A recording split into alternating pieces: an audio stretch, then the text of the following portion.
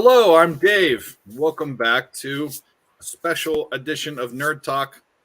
We're not doing Nerd Talk as we were before, still considering different format, but we do have the bowl season and it will be underway on Friday. So we will be doing bowl shows once a week to go over all of the bowls. And we will have different people coming on. But who will be on here every time will be, just like he was with Nerd Talk, will be Nick Earl from Earl Sports Bets. Tim, the other part of Earl Sports Bets, will be here. And we have a couple other guests that should be showing up as well. Thanks for joining us. We're going to kind of lag a little bit because Tim is on an important phone call. And when he gets done, we will kind of jump into it. But maybe we'll start with the bets that we're on tonight, which isn't a bowl show talk, but just sports betting talk. And while I do some back-end producing stuff because I'm slow at this and hate it, maybe Nick will go over some of the action he has right now. Yeah, not a huge card tonight. In the NHL, I hate myself, so I'm on the Wild team total over 3.5, and I'm on the full game over 6. Of course, only one goal in the first period. Then I got under 6.5 in both Ottawa, Montreal, and Vancouver, Calgary. So hoping for a little bit lower scoring goal games for the other two games. On the NBA, there's a pretty big slate in the NBA today, and I am on one play. I'm not high volume when it comes to the NBA. And I got the most beautiful play on the entire slate. I'm on the red hot San Antonio Spurs plus 7.5. In that one there against forgot who they're even playing. That tells you how much I pay attention to the NBA. Who are the Spurs Portland. Even worse, a team that's doing well this year. Exactly. But hey, I'm getting 7.5 points at home with them, so I'm cool with that. You're probably on a million different college football games, aren't you? College basketball, we're on 7. College basketball, that's what I meant. Yeah. We're on the Eastern Tennessee State Buccaneers -2 and the over 143.5 against the Queens College of NC. That's currently looking okay. I'm on Radford VCU over 133. That's looking like shit. I'm on Albany and LIU over 146. And how's that looking? Like shit, I think. Forgot what the line was in this one. 146. Yeah, looks like not great. Live line's 137.5. Wonderful. I'm on Ole Miss and UCF under 127, and that one is right on. Par for where it should be. Tennessee Tech and Lipscomb under 147. I don't know if that started or not. I just did, and then a couple points under. Cool. And then I have New Mexico State, St. Mary's over 130 later, and Nevada -14. So, okay amount of action. Yeah, for you guys. For me, that would be 2 days worth. Well, posted bets. That's another thing. I don't post all my bets. I post the free bets, and you guys do your thing, and soon might change. Let's hit up the chat, guys. We're stalling a little bit because we're waiting for at least one more person to come on. Then we're going to jump into it. We're going to be covering, I think it's 12 bowl games all the way up until next show. They start on Friday. Surprisingly, we have some good bowls, and then some. Not surprisingly, we have some who gives a fuck bowls. But that'll be it. Cameron, thanks for coming. And by the way, if you're on my channel, if that's how you found this, go over to Earl Sports Bets. Everything is in the description below. Go like, subscribe, follow their Twitter, do all that.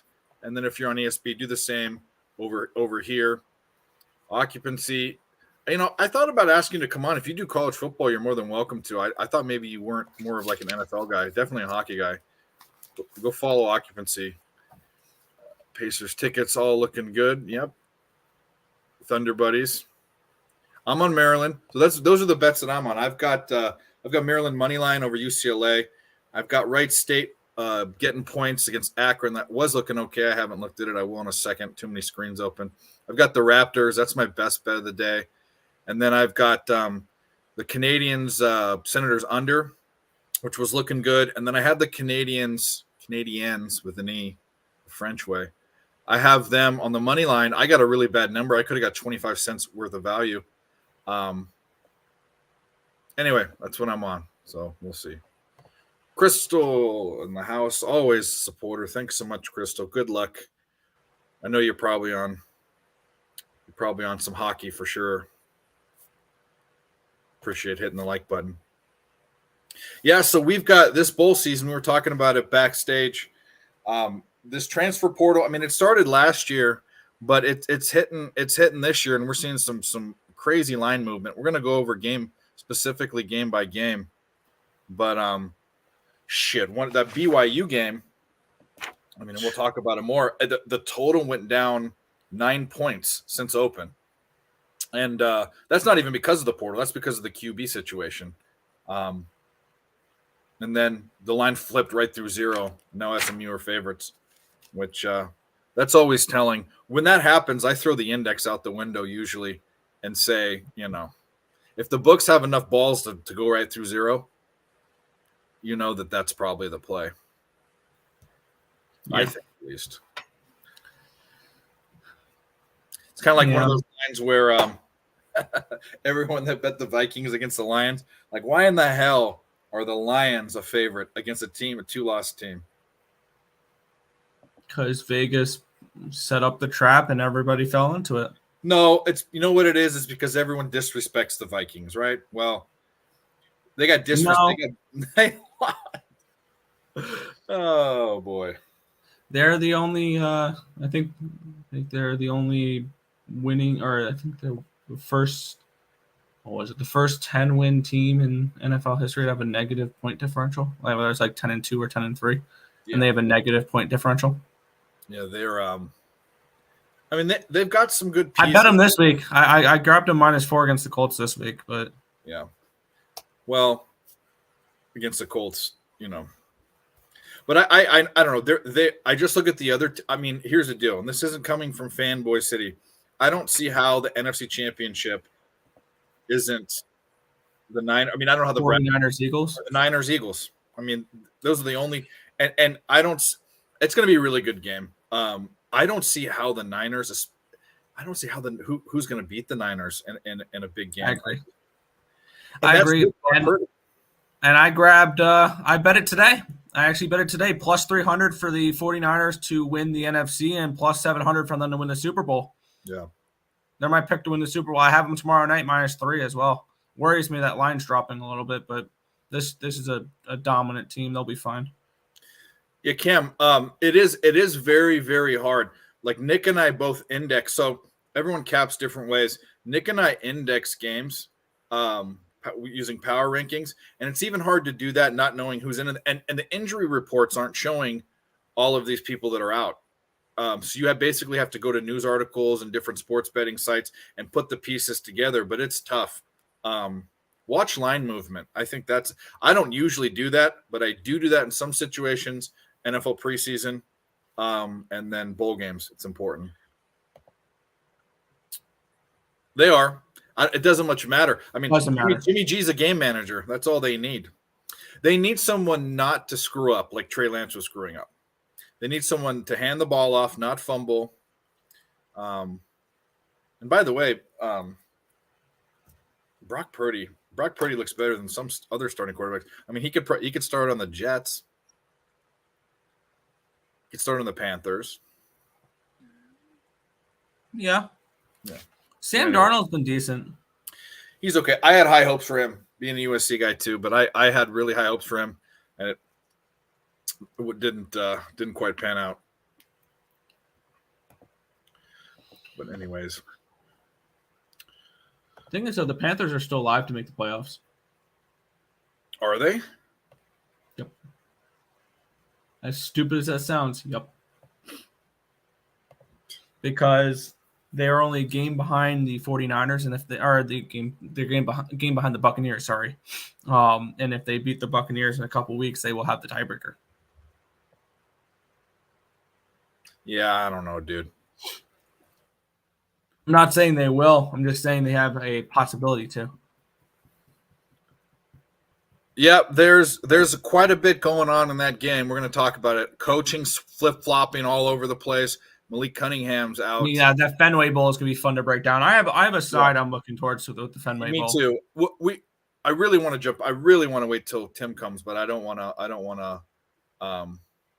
Leave everyone hanging. So maybe we'll jump into the first one because I know that you have some. I like the first game here, and I'm going to be making my bowl game bets during this stream. So it's really just talking it out and betting them.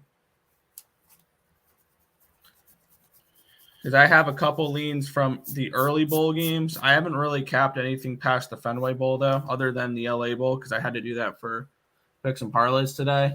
But I have a couple games capped, but I wanted to use this time to fully dive into these games. Yep. So let's just get on with the first one, and we'll double back if we need to. This is going to be fun because there's always new sponsors for these games. The Hometown Lenders Bahama Bowl. We've got Miami of Ohio and UAB. Both went 6-6. Both squeaked into bowls. And right now it's got UAB as a 10.5-point favorite, and the total is at 44.5. Both of these teams' main offenses is running the ball. Only thing, UAB has one of the best. I think statistically he was the best running back in the country, Dwayne McBride. And so they're both running teams. There's no real big players out. I couldn't see anyone that went to the transfer portal or anyone who's hurt. The thing is that UAB, they did beat they beat up on a bunch of teams by a lot of points, but it was all at home. They didn't cover any big spreads when they were away. And one time they were I have to look up their schedule, but they lost outright as a 10-point favorite on the road. So this is at a neutral site. In fact, it couldn't get Rice. Yes, that was Rice. Yeah. It was versus Rice, and it couldn't get more neutral than this. It's in a fucking different country. It's in Nassau, Bahamas, New Providence, Bahamas. So I capped this at 8 points, and this is where the index does matter with teams that don't have it. That there aren't a lot of switching of players and quarterbacks and the transfer portal. So at 10.5, actually you can get it at 11. I'm leaning very heavily Miami of Ohio with the points here, and who didn't have a horrible season. They ran into teams like Ohio, and they were never going to be that competitive in the MAC with a few better teams than they were, but they made it to a bowl. Good for them. In fact, I read that this is the first time they've been to bowl games back-to-back since 2004.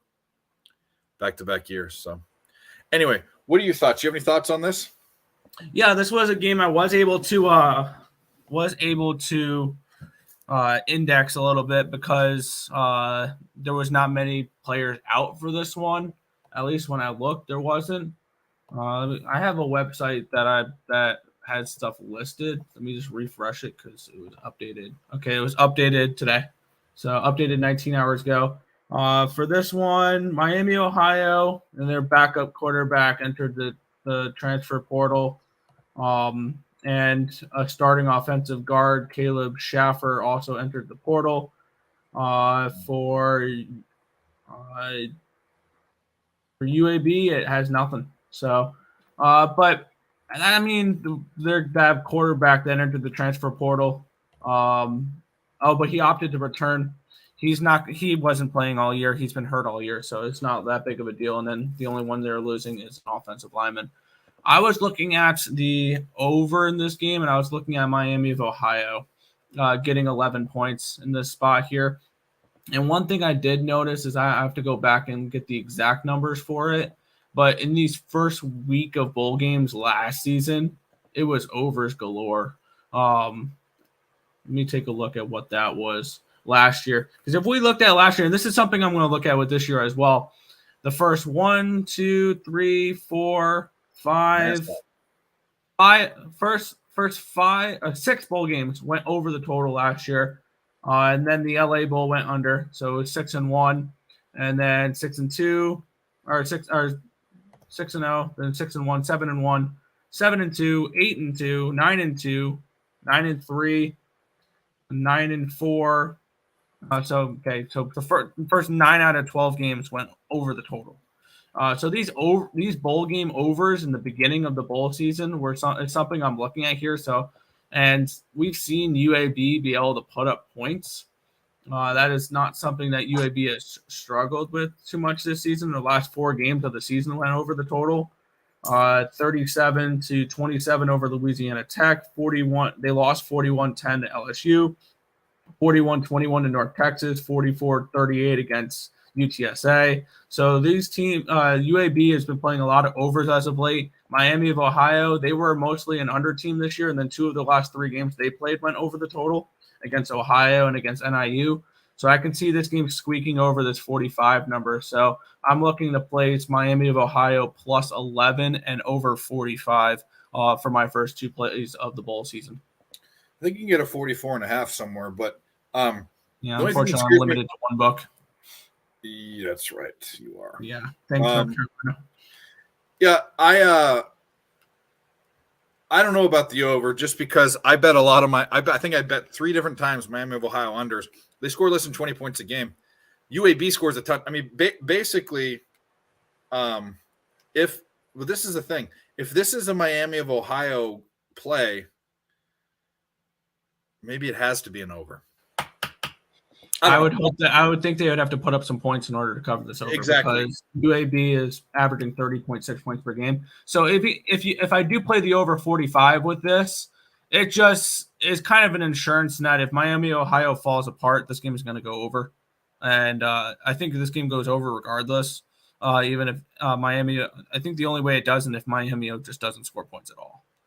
But I'm going to look towards Miami plus 11 and the over 45 as my first 2 plays. I'm going to go lock those in a minute here. Yeah, they don't really score points. Anyways, I think this is I have all leans right now. I haven't put in a single bet. This is one of the stronger leans. And it's just because, and also, by the way, see, the total's tricky because these are running teams. But then again, we've seen running teams like fucking Army and others just kind of blow up.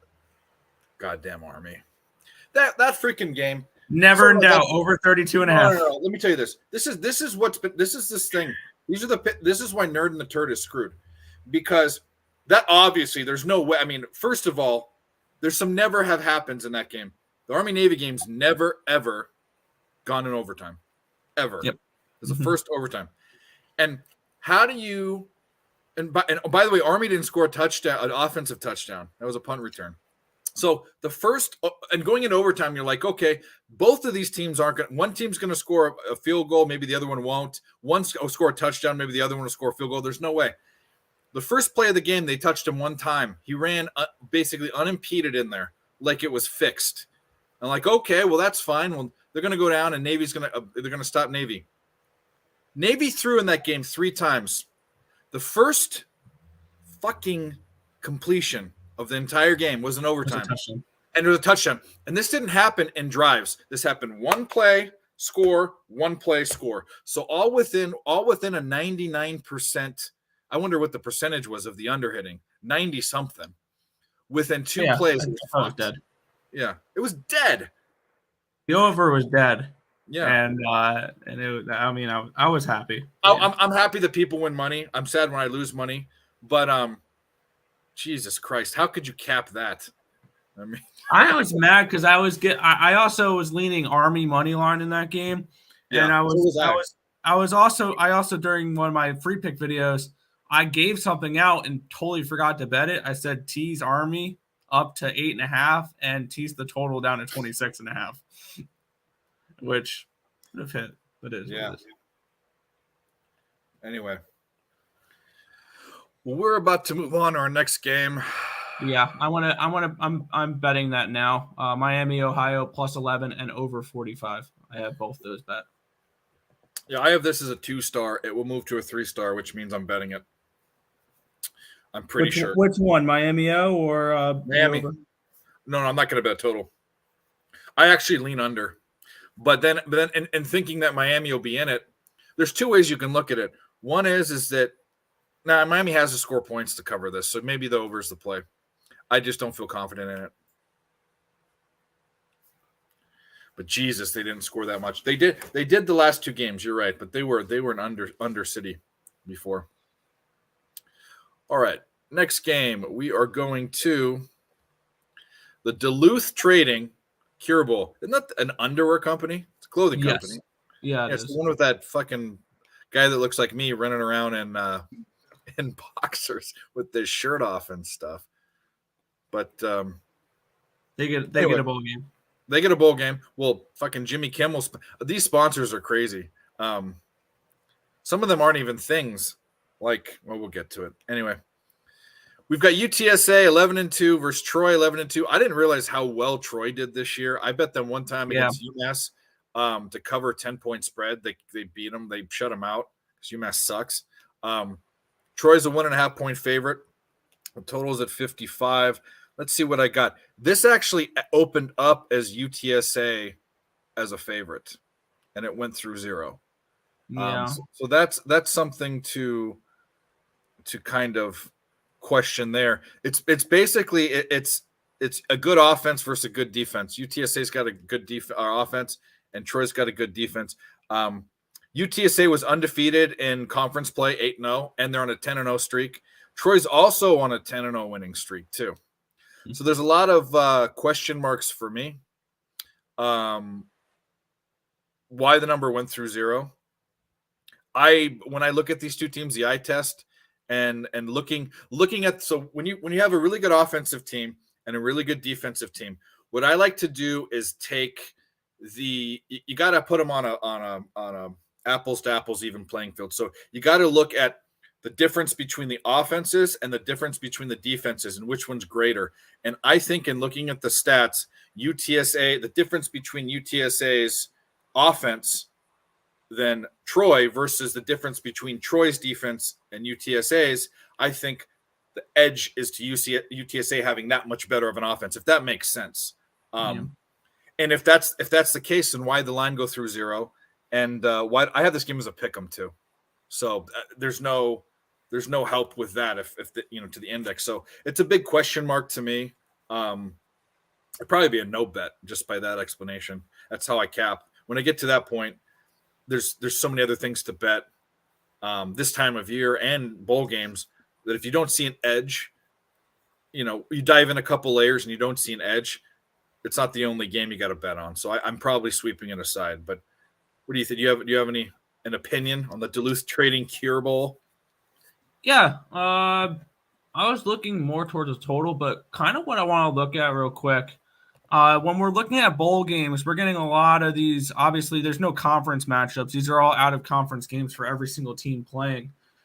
So kind of I want to see where people rank these conferences. Obviously, like when we look at the conferences of the group of 5 schools with the American Conference, the Sun Belt Conference, the Mountain West, the Conference USA, and the Sun Belt, I think that I would have the Conference USA as the second weakest, other than the MAC. I think the MAC is probably the weakest of the group of 5, and then Conference USA. Let's do that. Let's break that down real quick because I want to do that to kind of be like, okay, if we see a Conference USA team playing a AAC team, I wanted the American Conference team or something along those lines. So we've got the Mountain West, the MAC, the AAC. Mountain West, the MAC, the American, the Sun Belt, and Conference USA.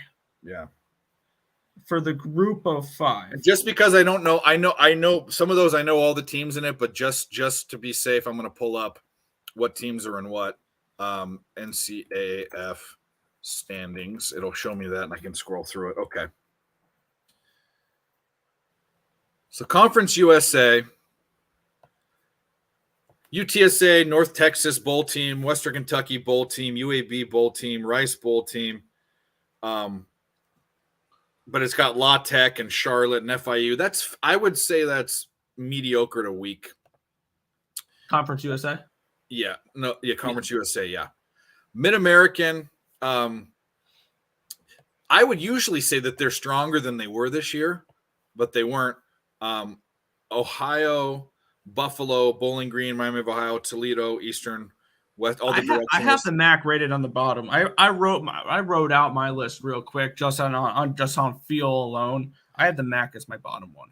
Yeah, Mountain West is might be the strongest. I think. I think the weakest.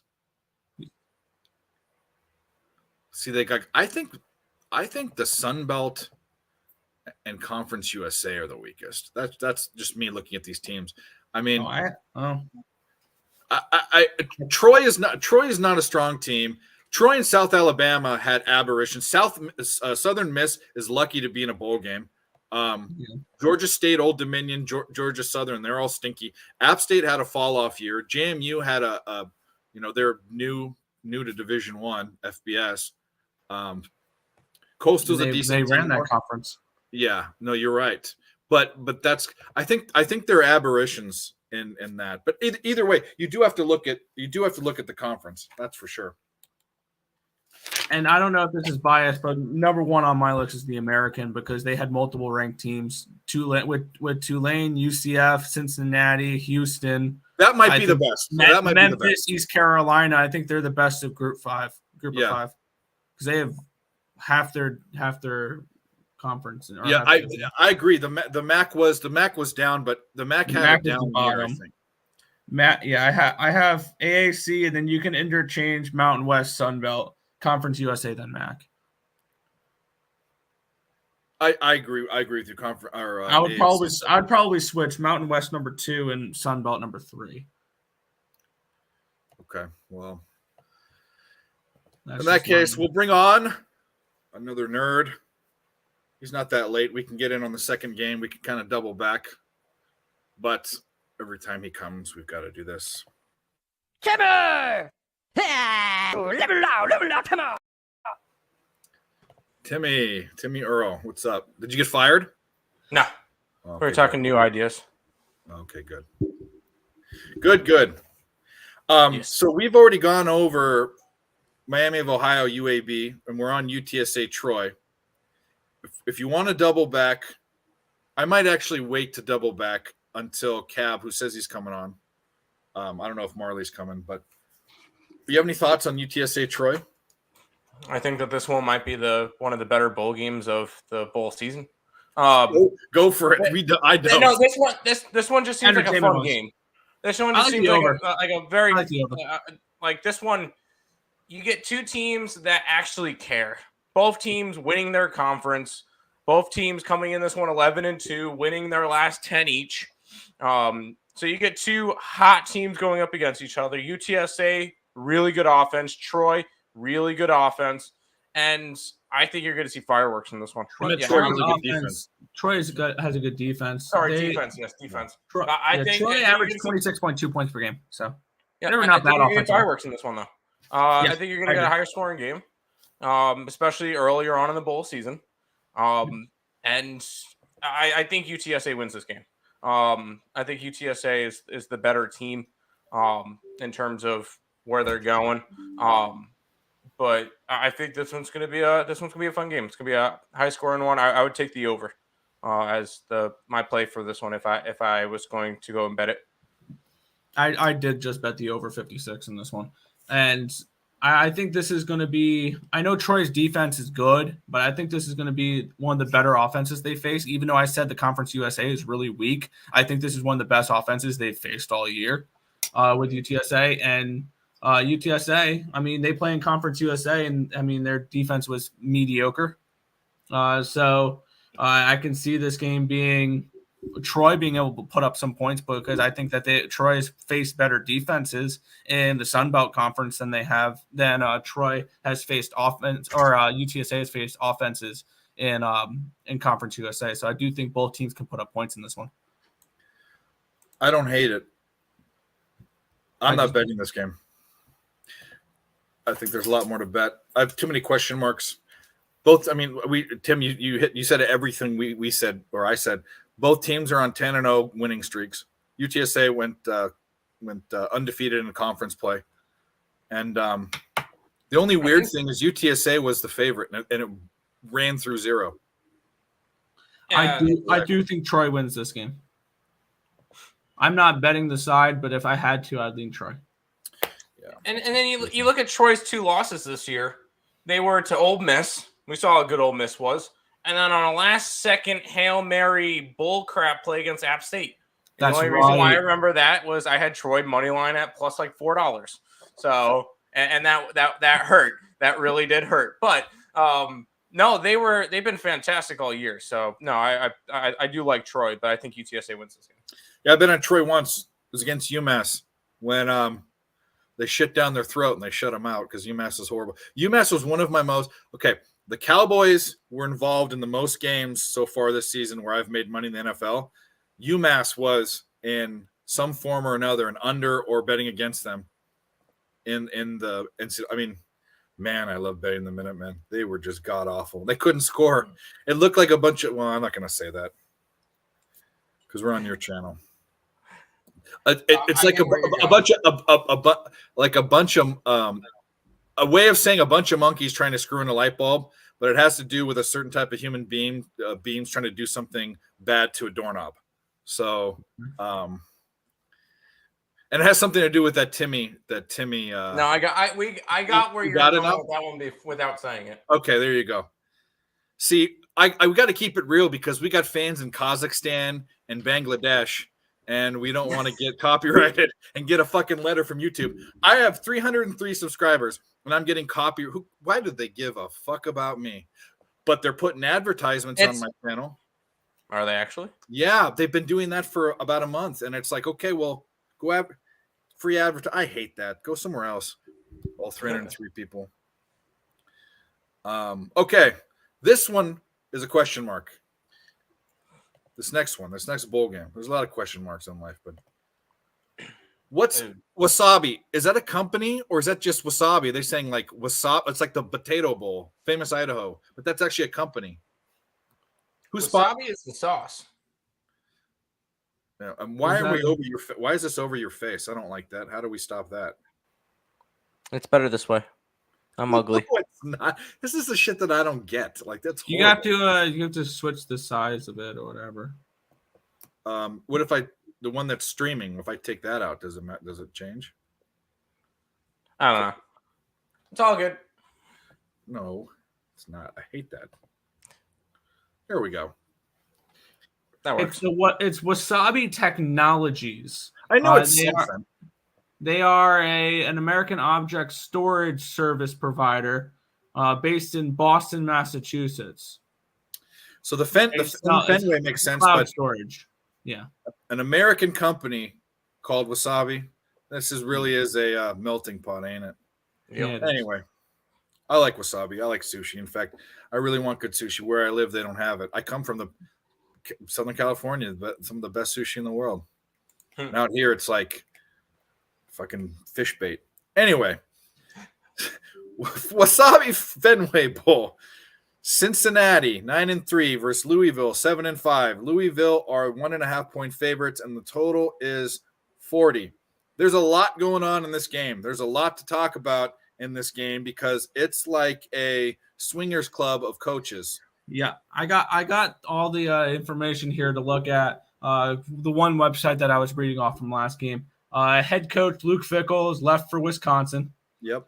And won't coach in this game. Kerry Coombs will remain that's the Cincinnati coach under the new head coach of Scott Satterfield, who will be the interim head coach for this game. Tight ends Leonard Taylor and tight end Josh Wine, who had 18 and 32 catches respectively, and wide receiver Trey Tucker 52 catches won't play to prepare in the NFL draft. And their center, Jake Renfro, entered the portal. On the other side, the Cardinals, they lost Scott Satterfield and a couple assistant head coaches to Cincinnati. Deion Branch will work with the team as their interim head coach.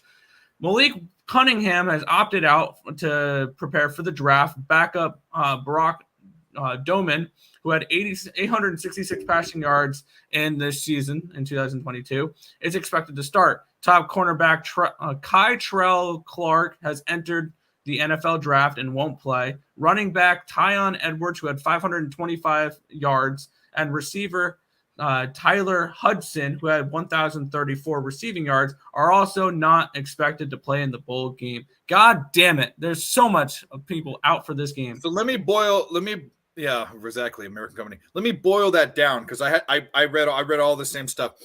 Cincinnati's playing Louisville. Their coach, who's not coaching in the game, is going to the other side. So I don't know how the players are going to feel about that. So they have an interim coach. Luke Fickell's going to Wisconsin, and Jeff Brom from Purdue's coming in to Louisville. So that both they have interim head coaches, both of these schools. And Malik Cunningham, who, by the way, let's talk about him. A fifth-year guy. If you're a fifth-year guy, don't enter the draft. You suck. You're not going to be an NFL player. Not only that, I don't like him anyway. He's running. He's like a fake. He's a fake Lamar Jackson, skinny light fucking version. Yeah, he's horrible, and he looks like Matt Ryan, and he's not even 25. You know, he looks like a skeleton. They're starting running back and their leading wide receivers are all out, and Louisville's a running team too. So they have their top two runners, which is the quarterback and the running back. They're going to be out. I have Louisville as 1.5 point favorites. How the fuck do you index this game, though? That's the thing. I was just going to get to that. Okay. We're talking about things that are. How much is not having your coach and the feeling? How many points is that? How many points is your best player, Malik Cunningham? Fuck if I know. Well, that's the thing. It's the gap is 3.5 points. I guarantee you there's more than 3.5 points of value going away from Louisville. So I'm heavy leaning on Cincinnati. Heavy. Yeah. This line opened up on the 5th at Louisville -2.5. Since then, it's gone down to 1.5, back up to 2, and then down to 1. This is all on Bet Online. The total, on the other hand, has had absolutely nothing but plummet. It started at 45, down to 44.5, down to 43, down to 42.5, 42, 41.5, 41, 39.5 is where it's sitting now. I want this line to continue to plummet. I want this line to continue to plummet. I'll take the over. That's an ugly over. But if it's going to continue to plummet, you're telling me 2017 can't be a score in this game if this line drops a couple more points? You're telling me these two teams can't score 20 points each? Do we think the backup quarterback for Louisville is that bad? Do we think this offense for Cincinnati can't do anything? I think that this game could go over the total.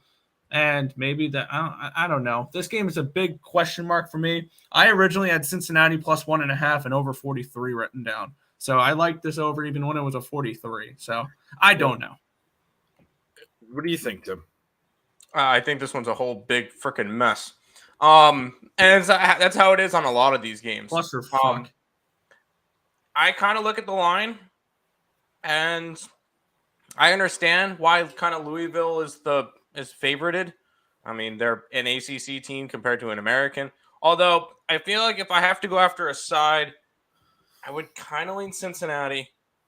But honestly, how can you? The thing is, you don't have to bet all these games. I know there's not going to be a lot of college football on Saturday. There will be. Oh, you know what? There's quite a few games. Plenty of games on Saturday. There's this is just the 11 a.m. This is the 11 a.m. game. You don't have to bet it. That being said, I'll probably have something on it, but I'd kind of lean over if anything.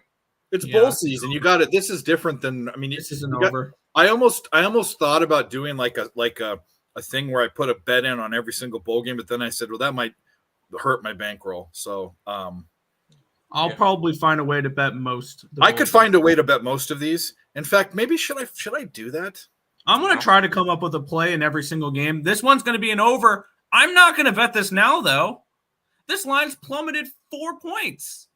Right? No, it's plummeted. It started up at 46, 45, and it's gone all the way down to 39.5. It's dropped 5.5 points. I'm not betting this now. This is going to drop to 38.5. Yeah. So don't bet this game now. Bet this game over the total on Friday night or Saturday morning. Louisville, Malik Cunningham is definitely out. Yeah. Malik Cunningham's definitely out. So Louisville, it doesn't have Malik Cunningham. But does Cincinnati not have their starting quarterback? This is why the transfer portal. They do. Why do they do all this stuff before the bowl games?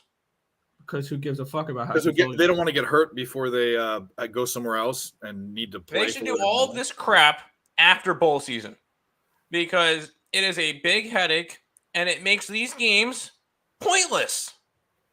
There's no reason to. I mean, why do the players care? Oh, my coach just left. This guy's in the portal. This guy's leaving. This guy's going to the draft. Why do I care about this last game? Yeah, I agree. There is some who gives a shit, and that's actually the next bowl game we're going to talk about. I think one of the teams is who gives a shit why we're here. But if I have to guess on who gives a shit more in this game, Cincinnati. Yeah, because they're the smaller school. Look for Power 5 bowl game. Look for Group of 5 schools versus Power 5 schools, especially if the Power 5 schools don't care. Correct. Yeah. Speaking about Power 5 schools that don't care. Yeah, that's next game. If it's what I think it is. Well, yeah, it is by that description. Yes, there you go. SRS Distribution Bowl, whatever the fuck that is. Florida 6-6, who have to think they had a really disappointing year, having a really good quarterback and having a coach who I thought would have probably was the second. I like Napier. He's the second best coaching change besides Lincoln Riley against Oregon State, who I thought would be. I didn't think they'd be this good, but I knew they'd be on the up and up. 9-3. Look at this year. This was a good. They played USC hard. They won 9 games. I like Oregon State. They're 10-point favorites in this game. Total's 53. Let me see what I wrote down here. It opened at -5. Yeah. And the big reason why is Anthony Richardson's going into the draft. Yeah. So here's the full breakdown on who is and who is not playing. Yeah. By the way, the site I'm looking at is called athlonsports.com. I just Googled. It's a good site. I just Googled bowl game, whatever. I forgot what I Googled, but it says Anthony Richardson opted out to prepare for the NFL draft. Jack Miller III will make his first career start under center for the Gators. Tim, if you want to look something up for me, can you look up Jack Miller? What type of star recruit was he? Was he a top recruit or was he? You said Jack Miller? Jack Miller III for Florida. I want to see if he's like a 4 or 5 star recruit, or if he's like a decent recruit and it's not that far of a downgrade. I'll be interested in Florida. They will also be without first team All SEC offensive lineman Osiris Torrance, who is going to the NFL draft, and linebacker Ventrell 4-star. 4-star recruit. 4-star. Okay, I don't mind that. Red shirt. They'll also be without linebacker Ventrell Miller. Defensive lineman Gervon Dexter declared for the NFL draft, but it plans to play in this game. And receiver Justin Shorter declared for the draft and has opted out. So they're without a top receiver. They are without a top linebacker. They're without a top offensive lineman. They have a redshirt freshman starting at quarterback. And on the other side for Oregon State, running back Damian Martinez, who had 970 rushing yards this year, was injured in the season finale against Oregon, but is expected to play. Cornerback Ray-John Wright won't play due to an injury. He had a thumb surgery. So Oregon State seems pretty healthy. Doesn't look like they have many opt-outs, which is why this line's moved towards the -10. And I'm hearing that the Florida quarterback was the 3rd string. That's what the comment said. Yeah, let's see where this line's gone. Because this line opened up a while ago. This line opened up at -5 for Oregon State. Yeah, went down to -4 for about 13 minutes, and then went up to 4.5, up to 5, 6.5, 7, 8.5, down to 8, back up to 8.5, 9, 9.5, 10, 10.5, 10, and we're seeing 10s across the board. Now it's settled at 10. The total started at 56, went down to 54.5, down to 53, up to 53.5, down to 52.5, 52, 51.5, 51. And then since it's gotten to 51, some buyback has brought it up from 51 to 52.5 to 53. So this line, so a 3-point line movement towards the under and a 5-point line movement towards Oregon State in this game.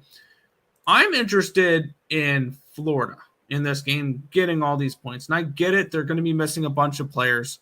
But what we saw was Oregon is a run-heavy team, which I can see this being a little bit of a slog type of game. This is probably not one I'm looking to bet an over with.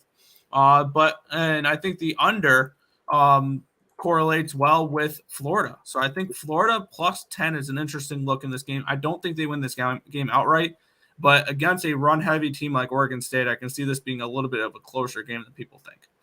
I have an under in this too. So they do. Florida does have most of its O-line and both of its running backs. Yeah. And we all know that Oregon State has an elite defensive backfield. They have a good defensive front, but it's more geared towards the pass. I agree. I mean, problem is Oregon State is kind of some games they've kept it real close, and other games they've actually opened up and scored a lot of points.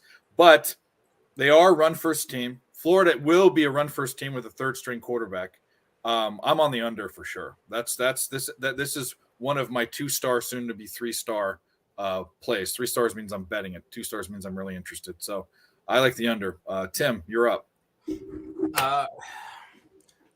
I feel like this is and I know you don't like. I feel like this is a teaser game because I want to tease Oregon State down to like 3 or so, and then tease it up to 60 and go under. If you guys think this is gonna be a slower game, that's great. I'll take the under with it. I just want a cheaper way to bet Oregon State because I feel like this is a team. You look at what they've done the past couple of years. They were good, but not great. And this is probably one of their best seasons in a while. Hitting 10 wins in college football, that's an accomplishment. And you better believe that they're going to go out there and they're going to try to get to that spot. Florida doesn't give a shit. Yeah. Why does Florida give a shit? They don't. They have all these people going. I'm pretty sure Oregon State has a couple too, but this is a game I want Oregon State like on a teaser, and I'll take the under with it, or Oregon State teasered with like Miami of Ohio or something like that. But that's how I would want to get involved with Oregon State in this one. But I want some way or shape or form to have them because I know that they'll go out and try their best to win this game. I can't say the same for Florida. So and he said this is why you got to throw your indexes out. I have correct 2.5 point favorites Oregon State. I lean. When I think about it, if you force me to bet aside, I might lay the points. If Florida's playing a third string quarterback, and all they're going to do is run the ball. Granted, they do have. I mean, when you look at, they still have athletes. It's still the SEC. They're still. Correct. Yeah. Their recruiting is definitely better than Oregon State's, probably by a lot. Mm-hmm. But man, where are the points going to come from? Exactly. I don't know. That's why I like the under. I'm not going to go too much into it, but Cameron agrees. I don't hate your under. You know, I don't mind the under there. I'm going to look a little bit more into that. I think it's has it gone down or come up? Both these teams have trended towards the over this year, but 7-5, so not anything crazy. Yeah, Florida's defense gives up 28.8. It's gone down. It opened at 56. That's what I thought. And that I mean, and it probably moved just because of Richardson. Yeah, I think definitely they're going to have more of a conservative play call. So yeah, I'm starting to lean more towards this under rather than what do you call it? And you know, if you were going to take a teaser, that's not horrible. What happens if Florida scores like 10 points or Perfect. less? Perfect. Oh no, you're right. You're right because you're teasing. Yeah, because you're getting better money for Oregon State. Correct. Better line. Yeah. Mm-hmm. See, that shows you how much I know. I teasers and pleasers and squeezers. That's not me. I would have preferred a teaser in this game if it was an 8.5. We should have done something. We should have got Lenny to do some sort of goofy ass round robin or some in every single game or every single day of bowl season. He does some of his sucker bets. We might make him a rich man, or he might lose a lot of money. But we need to start. Hey, Kirk. Is St. Mary's playing in a bowl game? No. I don't think so. Read the description. Basketball. I'm just kidding. What? I don't know. I don't have a play in this game. Oh, they play tonight. I don't either. No. Actually, I think I'm over college basketball. Maybe we'll look. Oh, I do. I have the over 129 in that St. Mary's game tonight. Let's see.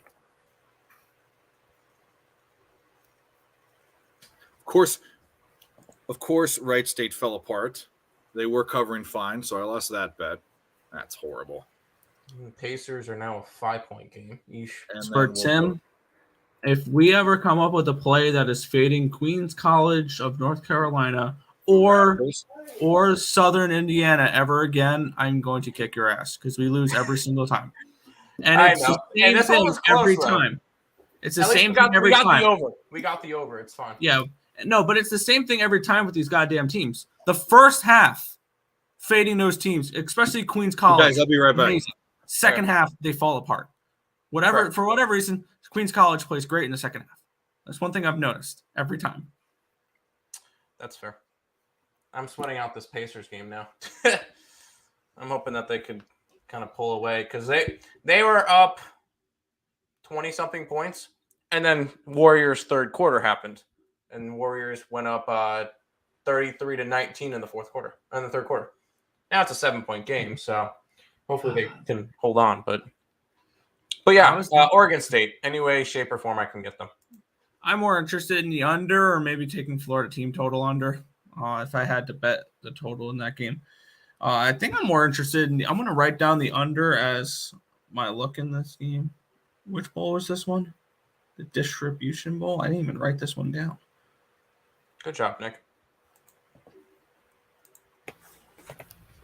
Sorry, the beast was loose. It happens. Aw, puppy! Get in the screen. Hi, doggo. All right. Anyway, so Wright State shit the bed after looking like a for sure cover. Raptors are looking good. What else do we got? Oh, do I dare look? Well, I'll probably push my Canadians bet. So today's going to be a break-even day probably. It'll all come down to Maryland. Why you had Montreal on the under? I had the under. I had the money line on the under. Okay. But I got it at 6.5. It was juice though. I got it last night at 122. Minus 122. Wait, Canadians. Wait, you got Canadians at minus 122? No, I got the Canadians at plus 160 something, and I got 6.5 last night at minus 122. It moved to 6.5 other places this morning. I bet 6.5 late at minus 114. I bet that after the show today. Yeah. All right. So we will move on.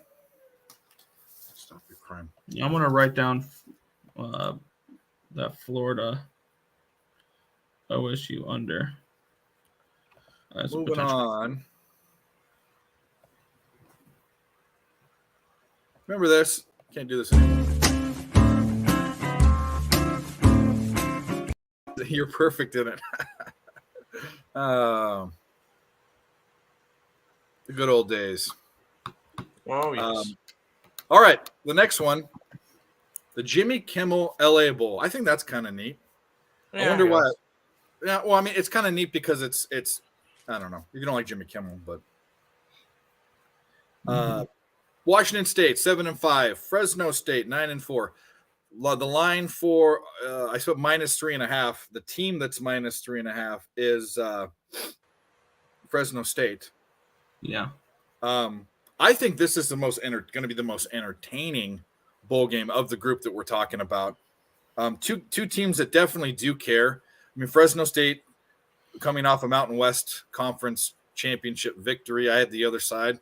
Boise State looked awful. And, they've got Jay Kaner. He's a dude. High-powered offense. And then you got Washington State. They kept it close with USC. They played teams real hard this year. They've got to run in, their offense can be pretty explosive at times. Although a lot of their games were unders. I think that has to do with maybe them being too high. But anyway, they've got Cam Ward. So you've got two good quarterbacks. You've got two good offenses. Teams that I think will care about being there.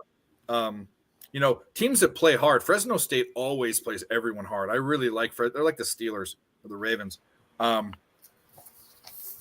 think we can – I like the over. Washington State's 9-3 to the under, but like I said, I think that has to do with them being perceived as like a run and shoot team. Yeah. And then Fresno State is 6-7 to the under, but they had super high totals. Like that USC game was 71. So I think in this game, in a premier spot in LA, in a dope ass place to play in SoFi Stadium, I think these teams are going to be motivated to score. I like the over in this game. Yeah, when we look at the totals here, Washington State was 3-9 to the under, but under against Arizona at 63, 59.5, 56, 51.5, 65. So they've had some high totals. Their games have totaled. The last game they played against Washington, that was an 84-point outburst. 51 total points with the Arizona with the Arizona game. 46 points with Arizona State, 66 points with Stanford, 38 with Utah, 34 with Oregon State, 44 with USC. So not actually, they are a little bit of a lower scoring team, but overall their offense is okay, 27.8 points per game. Defense, they give up 22.4. And going up against Fresno State, they did finish the season with 2 unders. But that's because their defense shut down Boise State and Wyoming. So 2 not great offenses. They're averaging 30.7 points per game, Fresno State. And let's take a look at the missing players. I think this is what brought me to the over. I gave out the over today. Defensive coordinator Brian Ward departed to take the same position at Arizona State. Head coach will be making the defensive calls. They're also down a few contributors, receivers, Donovan Ollie and DeZong Stribling. And then linebackers, Travion Brown and Francisco Magia entered the portal. Linebacker, Dayon Henley, who was a first-team All-Pac-12 player, and receiver Renald Bell, who had 27 catches, won't play in this game. Offensive coordinator, the offensive coordinator left to take a job at North Texas. They don't know who's going to be calling the plays, actually, which is kind of interesting there for Washington State. Fresno State, they're only missing Cale Sanders, who entered the portal. I think the over is a decent look in this one here. And I'm kind of interested in the Bulldogs in this spot with all the big question marks and all the players, everybody leaving from Washington State. And this is kind of maybe like a little brother, big brother type of thing. Mountain West and Pac-12. I know those are like when you look at it, kind of like when an American Conference team plays an ACC team, something along those lines, where you're in that similar region and you want to play up against the bigger boys of your teams that may have overlooked you. I don't know. I don't live in the North, by the way. Anyway, he probably by the looks of what's behind me, it looks like I'd be in some sort of like hunting lodge in Idaho, but I'm actually in the Southwest. Anyway, sorry to interrupt. Thought that was funny. Good. Yeah, but I'm kind of looking towards Fresno State with the amount of players that are going to be missing on the Washington State side, and I like the over in this game. I think Fresno State's able to put up some points in this game. I lean that way too. I like the over a lot better, but I think I am going to take the over 51.5 in this game. I am locking that play in. This could be like this could be like 42-24 or something like that. 38-24. That would do too, wouldn't it? Yeah. Anyway, Timmy, what do you like? I like Wazoo. I've liked them all year though. I've been backing them. You're getting a little bit of plus points. You know that these two teams are going to come out because they're not the big schools that had disappointing years. Wazoo's probably happy to be at a bowl game, and Fresno State, they won their conference, right? The Fresno State beat Boise State, and Boise State couldn't do shit. And I had a 3-unit bet on Boise State. Yeah, we had Boise State too. Yeah, Fresno State won their championship. I kind of like Wazoo to keep it close. Normal night in the NBA. Draymond Green ejected. Anyways, whoops. No, but I kind of like Wazoo in this. And they play good teams hard. I mean, look at they almost beat USC, or it was one of the tougher games that USC played. Yeah, no, Wazoo played that one tough, and they covered. So, no, I would lean Wazoo, keep it hard, play hard at SoFi, but I don't know if I'm necessarily going to get to this one. Yeah, Are you worried with Wazoo with all the players they're going to be missing? Yeah, that's kind of one of the reasons why I'm not going to be on the game. That's kind of one of the reasons I really like Fresno State in this game, even though you're laying 4 points. Yeah, the one big thing with me is why did and now we know all the players are out. The line flipped from Fresno State plus 2.5 to minus 3.5. So if at this point I couldn't back Fresno State because it's already moved 6 points. See, I think for bowl games, I'm gonna treat this similar to preseason football games, and that is, I'm okay with betting a line that's worse than it was at opening because it tells me who's playing. Fair. And that's very important in my aspect, and that's why I was pretty successful in the NFL preseason, is if a line flipped from -2 to +2, I took the -2, or I took the team that opened as a dog and goes to a favorite. Like, that's kind of where I'm looking at here. I think Fresno State runs away at this game. They could. What did Fresno State do on the ground? We can look that up right now. Because we're also going to see on the ground, about 125.7 rushing yards a game, which was 98th in the league in college football. Well, it says 94th. Anyway, that's below average. Yes. So there were 132, I think, Division I teams. Something like that. Yeah. Anyway. Yep. But they got to do to quarterback. That's for sure. Yep. All right. So we're kind of a mixed bag on that game. Correct. Mixed bag. Let's go. Nothing wrong with the mixed bag. No, of course not. Next game is the Lending Tree Bowl in Mobile, Alabama. How did Rice at 5-7 get into a bowl game? There were extra spots available, I believe. There wasn't enough teams that were bowl eligible, and they got in because of academics. What? That sounds like some woke bullshit. All right, I'm taking Southern Miss in a blowout. Yeah. 5-7. Southern Miss 6-6. Southern Miss was bad this year. They shouldn't be in a bowl. Both teams suck. Yeah, -6.5. What do we got here? Last 3 games, Southern Miss lost. They're starting a freshman quarterback named AJ Padgett. The guy got hurt. It wasn't a transfer portal thing.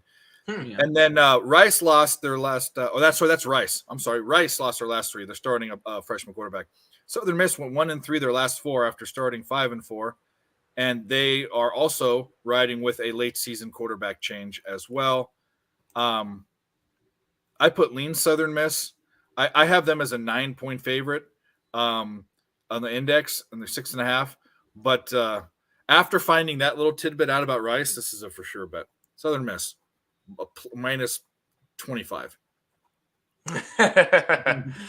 Yeah, academics, they were bad. Rice was bad. I only watched one game they played against USC, the opening game. Obviously, they lost, but Rice had the highest APR of any 5-win team in the nation, and they were eligible for a berth because of academics. I have an article on it right now.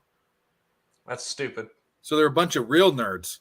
No, so here's the thing. I'm fully okay with that. Keep in mind, this is still college. These are colleges. These are still students as well. I'm totally fine with academics being a tiebreaker for, you're rewarding students for doing well. That's what for the team. I believe this is team academics, not school academics. I believe this is team academics. But looking at the players that are going to be missing, it says nothing for Southern Miss. It doesn't look like any big things. Because they have a ton of great people that are going in the transfer portal. You know what I mean? Oh yeah, they're all transferring to Alabama, but that's beyond the point. Ole Miss. Rice is going to wide receiver Luke McCaffrey missed the last 2 games of the regular season. His status is uncertain. Quarterbacks Wiley Green and TJ McMahon missed times of the year with injuries. Their statuses are uncertain. True freshman AJ Padgett is most likely the starter for Rice against Southern Miss. Yep. Let's take a look here. Both these teams trended towards the over during the year. Rice was 8-4. Southern Miss was 7-5. Rice finished the year with 3 straight unders. Those totals being 61, 56.5, and 57, all double-digit higher than the total that they're playing with today. In those games, though, tallied 38, 48, and 55 points. So 2 of the 3 would have gone over that number. So this is a heavy over team. They average 25.3 points per game. They give up 33.8 points per game. Southern Miss should be able to score points in this game.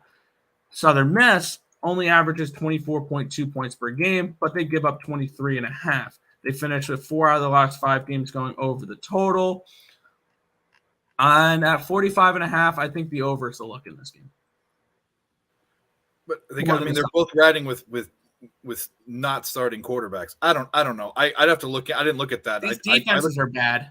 Rice's defense is bad. Here's the question: why isn't Rice in the Wasabi Bowl? Because I know, joke, but actually, logistically speaking, it's an American Conference team versus an ACC team. Yeah, Southern teams. Yeah, and in Boston, Texas, right? That makes sense. Yeah. Whatever. Tim, what do you think about this shit show? Southern Miss in a blowout. I don't think that I don't think Rice is all that good. I think we all kind of agree on that one. I think that this is a blowout win. I know that these two teams are excited to be there. So especially Rice, you know that they're going to be happy to be in a bowl game that they're 5-7 and didn't think they were going to get in one. But I'm not interested in going and backing them. So I don't want any more. If the Habs aren't going to win, I don't want any more goals. They're not going to win. I don't want it. Unless I don't want them in general. Unless they, I want Nick to win too. So no, argument. Cheer for the right side. Cheer for sides that we're on. Yeah. You don't have to. I don't care. You do whatever you want. You do whatever you want. Yeah, this is. You know what? I'm liking this one too. See, I knew I'd come on the show and find way too many things to bet. Yeah, I like the over. That's where I end up betting. The over? You don't like Southern Miss? 45.5. I mean. Oh yeah, we're all. I could see Southern Miss putting up points. I think I would rather back Southern Miss team total over than laying 6.5 points with them. Yeah. Because this game could be 27-24. I might bet. I might bet their team total too over. I might do it all. I might do a trifecta. I like this game a lot. Actually, I like this over a lot. And you can get Southern Miss team total at Pinnacle at 27.5 plus 120 to the over. Southern I don't Miss hate that. Tulane. Yeah, well, blind squirrel finds a nut sometimes. Yeah. When did they beat Southern Miss? Beat Tulane? I didn't know that either. After Tulane beat somebody. After Tulane beat like Mizzou or something like that. What was it? After they beat KSU. Yeah, KSU. There it is. It was sandwiched in between Kansas State and Houston. Yeah. A letdown. Yeah, give me the over. Yeah, I'll take the over. All right. That was easy. Where's one of those buttons? Was it Staples or Office Depot that had those? Staples. Next game, the New Mexico Bowl. SMU 7-5, BYU 7-5. SMU is the favorite. The line zipped right through zero. So this is a lot to talk about in this game too. Yes. So the total opened at BYU minus 1.5. Now it's and moved four points to SMU minus 3.5. The total opened at 73. It dropped down, and I want Nick to find out some stuff on this. But Jaron Hall. He's not worth that much, but he's their dude, right? Okay, and he's not listed as out. He's listed as questionable, which means he probably won't play or be playing hurt. BYU is here's the big stat with this. BYU is 1-5 when they allow 27 points or more. SMU has scored that many in all but 2 games.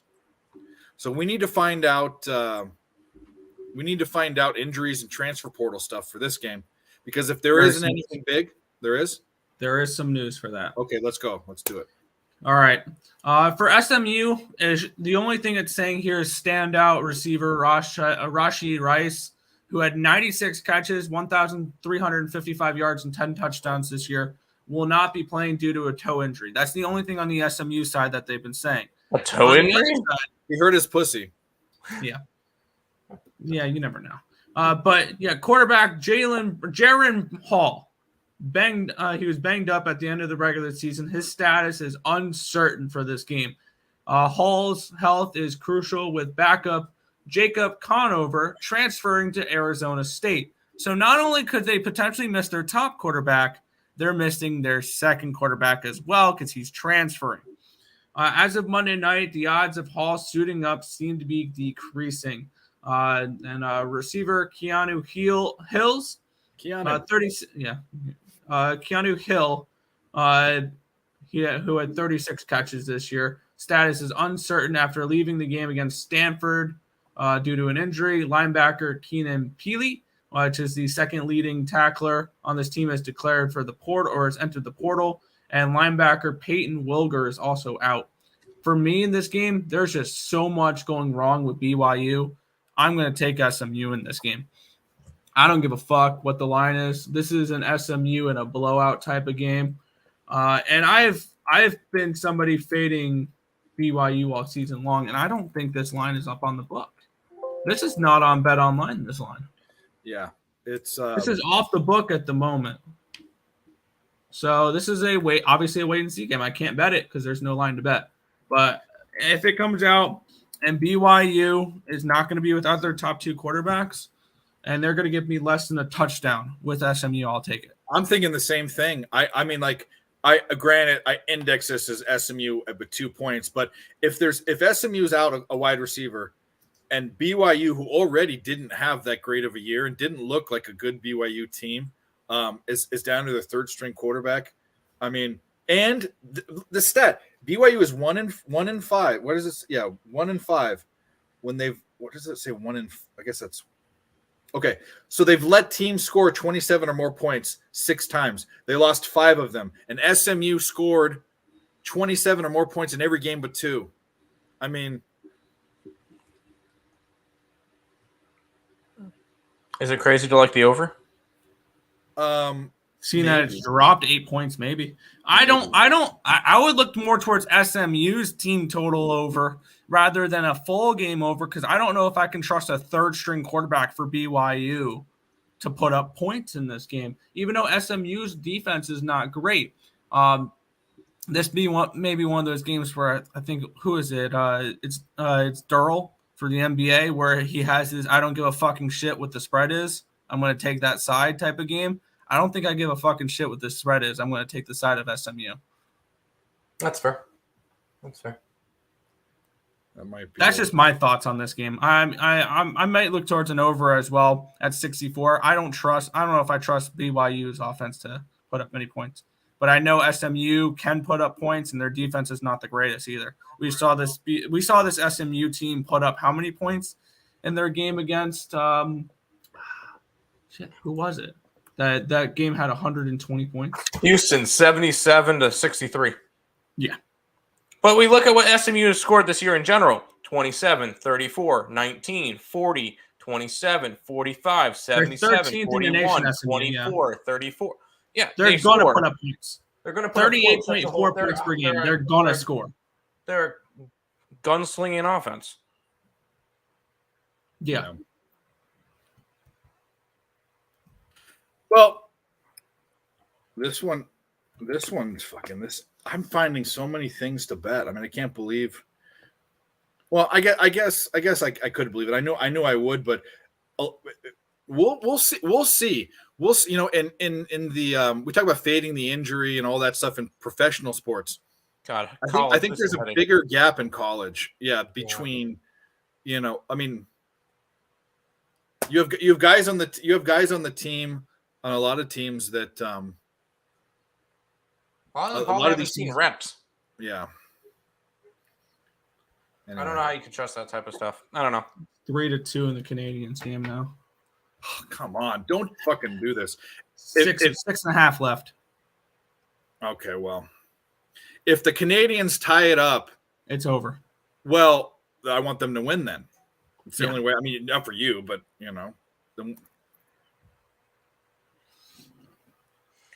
Anyway. We'll see. There's 6.5 minutes left. Hopefully, this game does not go over. Anyway, what do we got? What's the next game? We still got 1, 2, 3, 4, 5 games. Let's go. Frisco Bowl, which is not in San Francisco. No, it's in Texas. Frisco, Texas. Mm-hmm. Deep in the heart of Texas, where the stars shine bright, or however the fuck you say that. Stars are bleeding bright. Yep. North Texas 7-6 versus Boise State 9-4. Boise State are 10.5-point favorites. 59 is a total. Why are Boise State 10-point favorites at all after that performance? Conference USA sucks. That's why. Fresno State, they shit the bed. I mean, that was horrible. I have here, it opened at 7.5, so it's gone up 3 points. We'll probably get to the transfer portal and stuff and all, and the injuries and all that. But my notes are this: after last performance against Fresno State in the Mountain West Conference, Boise State shouldn't be a 10.5-point favorite versus anyone. So I'm leaning towards North Texas. It doesn't mean I'm going to bet it, but I'd like if we have any injury news, that would probably help me. For Boise State, they're going to be without Stefan Cobbs, which is a wide receiver. North Texas, the only news I have for them is head coach Seth Littrell was fired at the end of the regular season. Defensive coordinator Phil Bennett will work as the team's interim coach for the postseason. So they're going to be without their head coach that was fired at the end of the season. And who's that? North Texas? North Texas. Well, North Texas is not very good. It's probably a stay-off game for me, but I just can't see that other team. I think I can index this game a little bit. Well, I have 9.8 for Boise. I have 12.5. I mean, it's all around the number.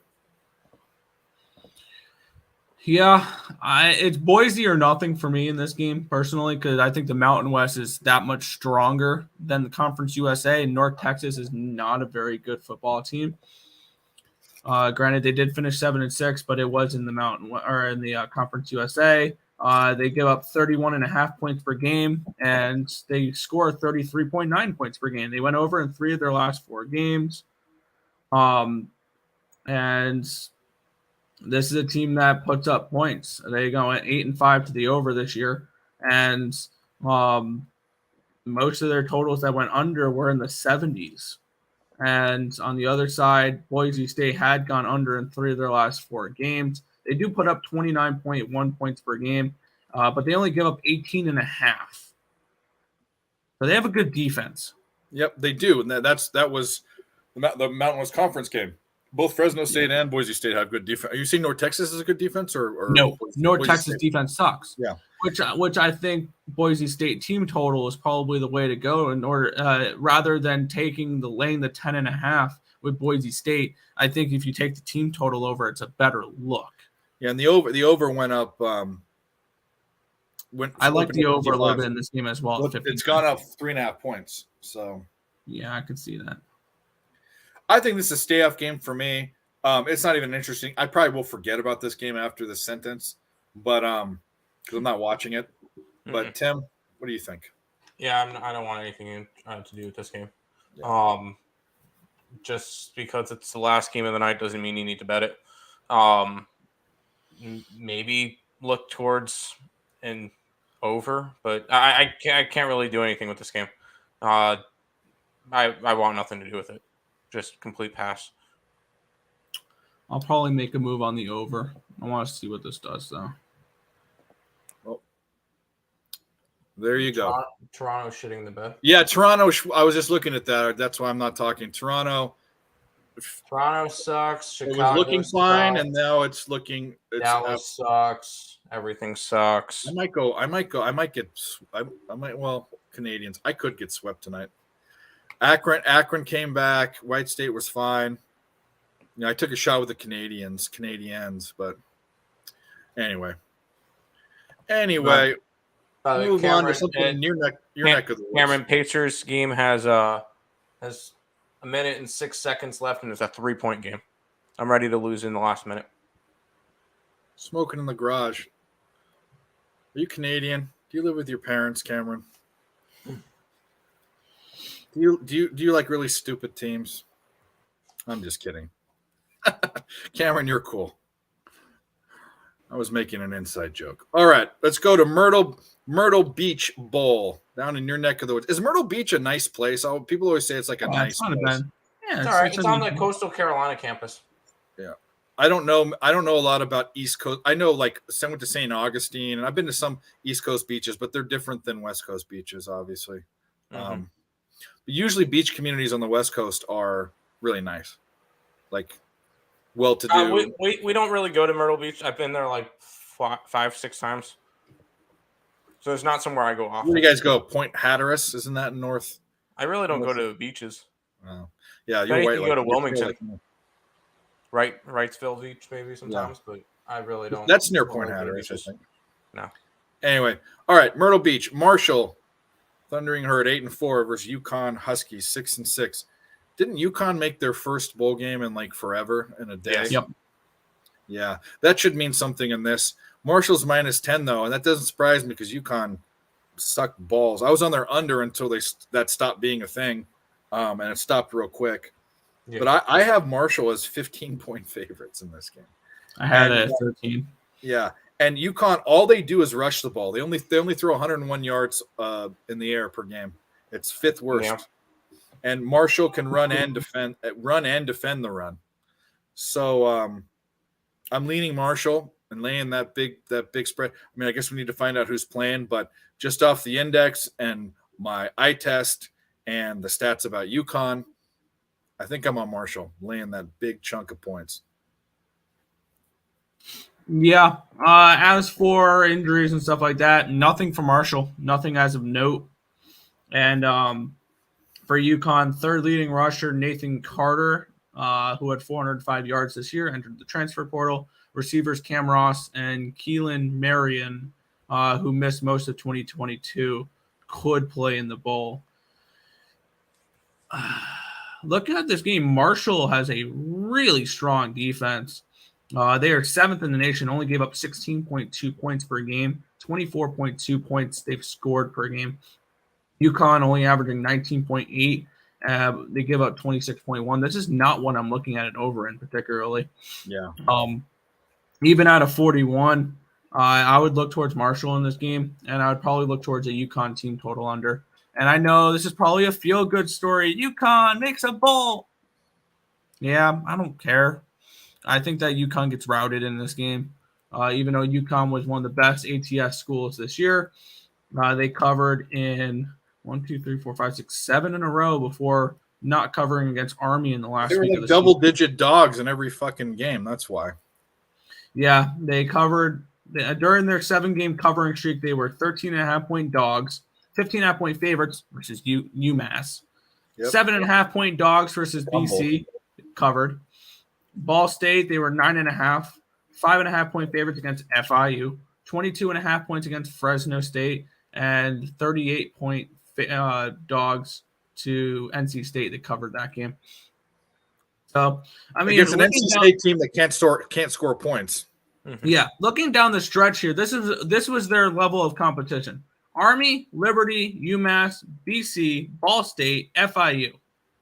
They didn't play shit for teams at all. The worst Their wins are bad wins. Yeah. Their wins are okay. Liberty, I'll give them that. Liberty was a good win. UMass, Boston College, Ball State, FIU, and then the powerhouse of Central Connecticut at stake. Give me a freaking break. The Blue Devils.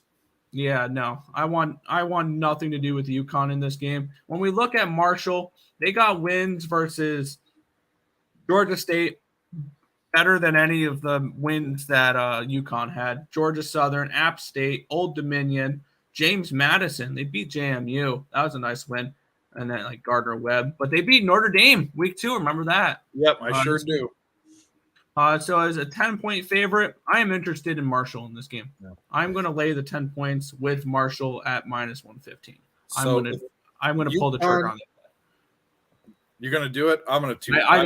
I bet it. I bet it. My 1 started. I'm going to 2 star it. I probably will bet it. The mighty Central Thundering Herd minus 10. If UConn is Central UConn? UConn? Yeah. Nah, that's not good. I tried. Too much. You know what? You can strike out once in a while. My batting average is pretty good. Yeah, not bad. Tim, what do you like? Marshall or UConn? UConn cock. Under. UConn cock? Why? What the fuck's wrong with you? You think that after all these years, UConn's going to finally make their first bowl game and get blown to pieces? Yes. Fuck that. Outright winner, UConn. Let's get it. I'm kidding. Are you actually betting that? No, I might sprinkle it, but there's certain teams I was looking to bet in bowl games, and it's the teams that are excited to be there. I don't know a more excited team than UConn. What's the money line? What's the money line for? It's a 10.5 point spread, so it's got to be what? 10-point spread, and there is no money line on Bet Online. You can shop around. You can get anywhere from plus 300 to plus 350. Oh, there's some 275s on like Power Play. BetCris is at 290. Bovada 290. So they're 3-1, a little more than 3-1 dogs, right? I don't think it's outlandish for them to win this game. I think it is. I think they should. I like Marshall in a route. I bet Marshall minus 10. That's fair. I'm looking at UConn. Will I bet it? I have not a clue yet. But I feel like this is a game, and we can index all we want. At the end of the day, these are still human beings, and this is a program that has waited years for this game. Years. Got a bad stylistic matchup. I'm going to probably bet UConn team total under as well. They're not going to put up more than 10 points in this game. Okay. I like UConn. They only can run, and Marshall can defend the run. Okay. They're really good at it. In fact, let's pull up how good they're at it. Am I betting this? Probably not, but I would be looking at UConn. Yeah, UConn cock. They give up 18 points a game, Marshall. That's 9th in the country. They are. Some money has come in on UConn. That's opened up. They're 10th in the country against rushing yards per game. UConn is going to do nothing. UConn might get shut out. No. That would not surprise me. UConn has improved, and they should be proud. They should be proud that they made a bowl. An improvement for UConn is winning more than 2 games a year. UConn is historically one of the worst 10 teams in college football every year. Mm-hmm. So kudos to them. They made a fucking bowl game. But hats off to you guys for making a bowl game. You're going to get that's great. But the train stops here. It is a horror. You said it perfectly. Stylistically, this is about as worse as you can get. You're a run-only team, and you're up against one of the best run defenses in the country. Yeah. You beat Notre Dame, who's a running team? No, in Notre Dame. Wasn't it in Notre Dame? It's in Notre Dame. Mm-hmm. Yeah. All right. Well, that was fun for a bowl game that if you looked at, you'd probably say that's not as fun. On to another fun fucking bowl game. Yeah. The famous Idaho bowl game, which I think is a potato company. That would be my guess. Because that's all Idaho's known for. But Idaho's a great place. Been there, love it. Been hunting there. That moose, remember that moose that I had in the show that that was for the moose? I got that in Idaho. Nice. Yeah. Idaho's a very, very nice place. Eastern Michigan, 8-4 versus San Jose State, 7-4. Line is minus 3.5, which I probably should have put what team it is, and that team would be San Jose State. And the total is 5. Under holds on in Ottawa. Sorry. Good. I win one bet today. God damn it. I mean, there's Kingston. I'm going to mark Toronto a loser. They're up by 4 points. Yeah, it's got to be a loss. I got to cover by 4.5. I got -5. So UCLA will I'll either lose over 3 units or 1 unit. well, 1.5 units, depending upon if Maryland's playing. I think they're losing. Oh, they're getting smashed. Absolutely smashed. Absolutely smashed. They're down by 19 points. So today, the sum up of our day, we had the over 133 in that Radford VCU game, and it finished 70-62. Finished at 132. That's the summary of our day. I've had 2 incredibly bad months. Last month I lost 6 units. I haven't finished posting my bets. I know I won almost 4 units in October. I know I lost around 6 units. I haven't finished up calculating it. I need to plug it into the spreadsheet. But the past 2 days, if Maryland loses, the past 2 days I'm 2 with posted plays. I'm 2-8, 1-2, 1 in 4 days. So down over 8 units. So I need to make up a lot of headway, which means I probably will be posting 5 to 7 bets a day instead of 3. So we either can go really good or really bad because you have to make up ground. I can't. It's hard to make up 8 units betting 3 plays a day. You know what I mean? Mm-hmm. So I'm gonna go hard and heavy. I've had some really bad luck. I mean, not to bitch about stuff, but like that Army Navy under the Army under. I know, of course, I know we talked about it. The Army. Yeah, we already talked about that. Tim. The Army under the game the week before, where instead of backing off when they were creaming a team, they rammed it down their throat and broke the over in the last minute of the game. You know, or hockey games being an over 6.5, having 6 points in the second period and scoring nothing in the third period. Oh man, it's been one of those months. But back to the bowl game we were talking about. Which one was that one? Eastern Michigan and San Jose State. Yeah, San Jose. I have zero absolute. I indexed it. I have San Jose as 3-point favorites. I don't give a shit about either of these teams. I watched 0 and bet on 0. Oh no, I bet an under in an Eastern Michigan game. I don't think I looked at San Jose one time in any of my indexing or anything. So I have zero opinion about this game. You can take it away. All right, there's no under this game. There's nothing for transfers or anything along those lines. That at least this website's not telling me anything about anything like that. So nothing we need to worry about as for that aspect. So that means I'm going to go and index this game, and I'm going to see what I get. Yep. Let's look at the total. I'll look at the line movement for the total. Yeah, look at the total real quick. I'm going to get the side real quick. It's opened at 53.5. It's up to 54, 54.5. The thing is that my index and the line, there's no line movement. Is there line movement for the spread? Let's look at that. Let's look at that. What's the line? It's 3.5. 3.5. I'm looking towards the dog with Eastern Michigan, even though MAC teams, you're just supposed to fade them in bowl games, though. Yeah. San Jose, where the hell are we? Okay, here we go. Yeah, the line's moved 1 point up. Actually, it's gone all the way to 5. No, it's 4.5, 3.5, 4.5. So there's been hardly any line movement either way on the total or the spread. I have it indexed right at where it's at, and I have no care in looking into this any further. So, I mean, I have zero opinion. This is the definition of a fade team, and it's the fucking who gives a shit bowl. Yeah. Looking at this one here a little bit, I'm interested in Eastern Michigan. I know you're supposed to fade the MAC, but hear me out on this one. When we look at San Jose State here, they haven't covered in 6 straight games. They were 16-point favorites versus Hawaii. They win by 13.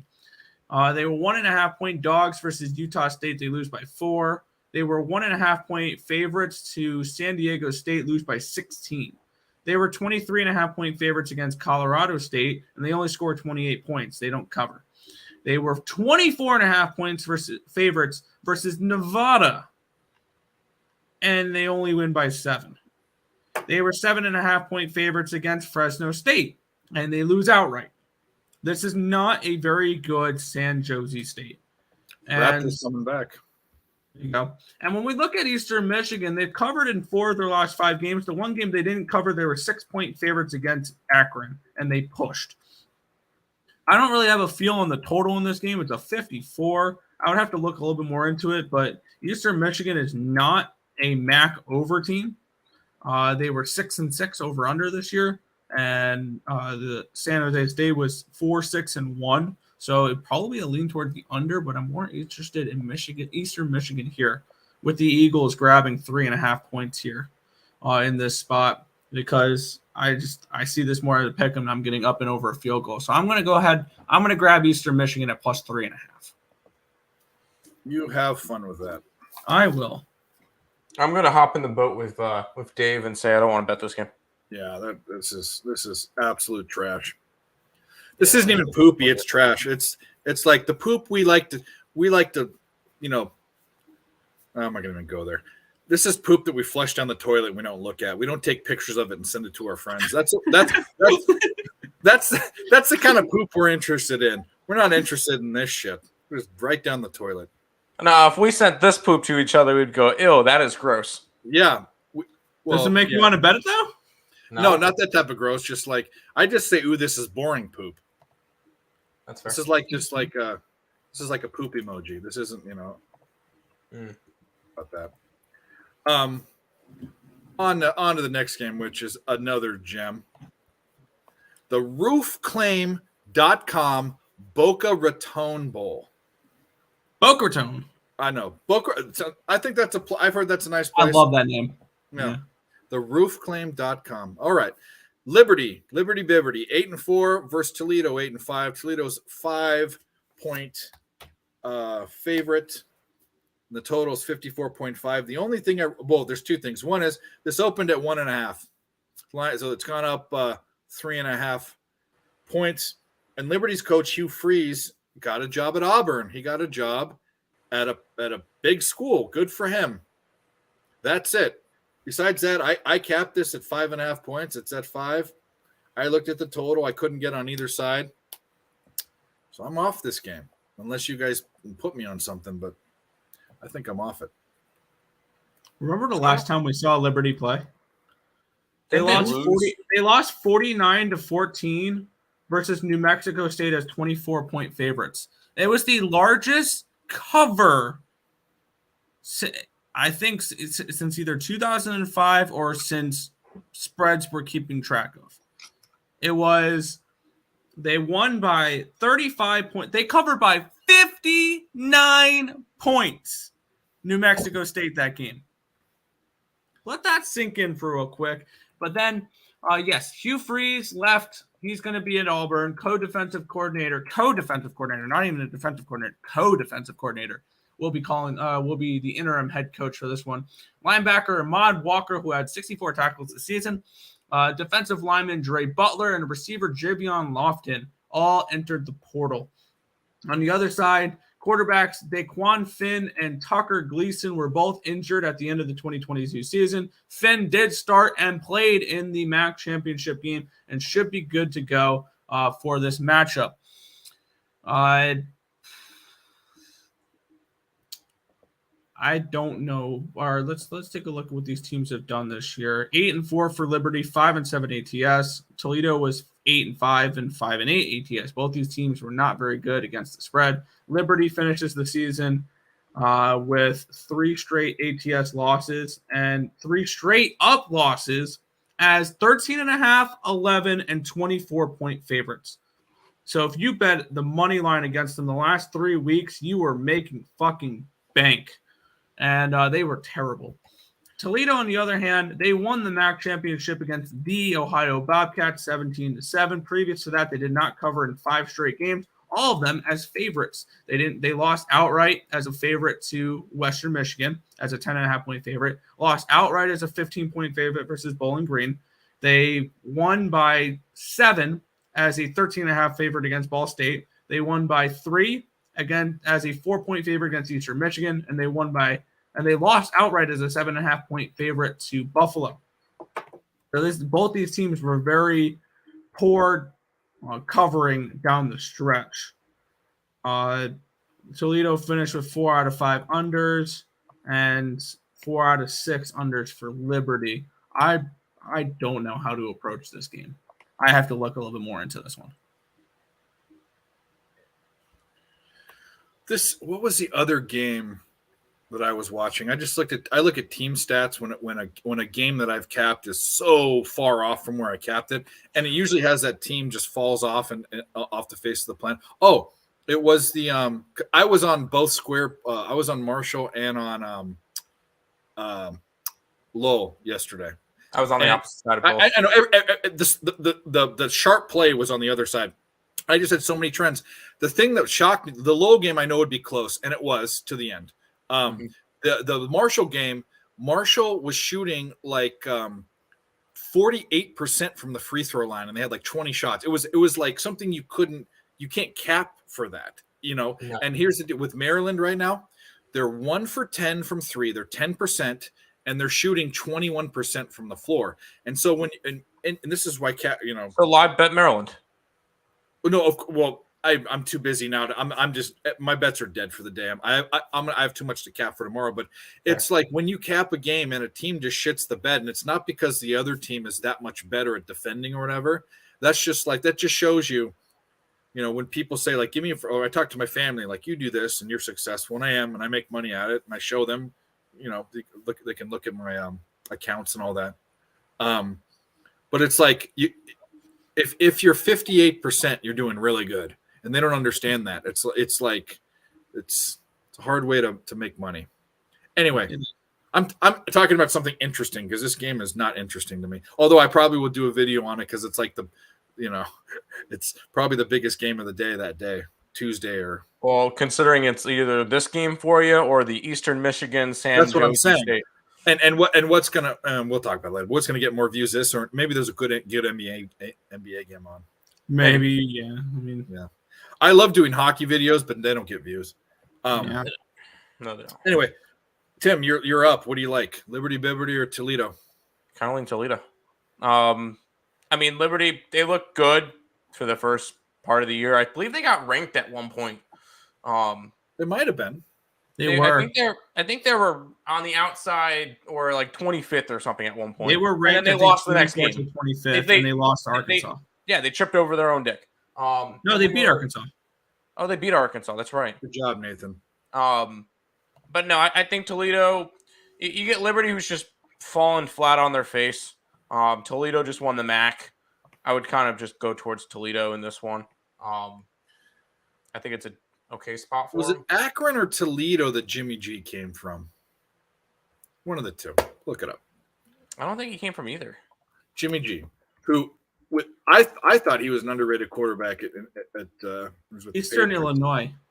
Yeah, I was about to say. Who It was a MAC, so. Who was from Toledo? There was a guy from Toledo. Famous Toledo QBs. Bruce. Oh, that's who it was. Bruce Gradkowski, who was like on the Bucks and like he was probably the most famous MAC quarterback though was out of Miami of Ohio. Yeah, of course. Yeah, my doppelganger. Yes. Roethlisberger. They had a really good MAC connection between him and the former Chippewa Antonio Brown. So right out of college, my first like real job I worked with a guy that was an engineer, and he was my age, and he went to Miami of Ohio. And Ben was 2 years. He graduated 04, I think, or 03, either one. And they were he was in a bar. I have a lot of funny stories about athletes and bars. I have a lot of funny stories about him, but this one is his. And he's one of those guys. Like I have a friend that goes up to I have one friend, yeah, that goes up to people in bars, and he thinks he's important enough to like approach celebrities and start talking with them. Where I'm like, this guy doesn't give a shit about you. He did that to who's the Owen Wilson? Anyway, I'll talk about that later. This guy was that way, and he went up to Ben. Granted, he wasn't a celebrity, but he was in fucking Ohio and Miami and Ohio. And he taps him on the shoulder and he says, "Hey, Ben, like, congratulations on the win."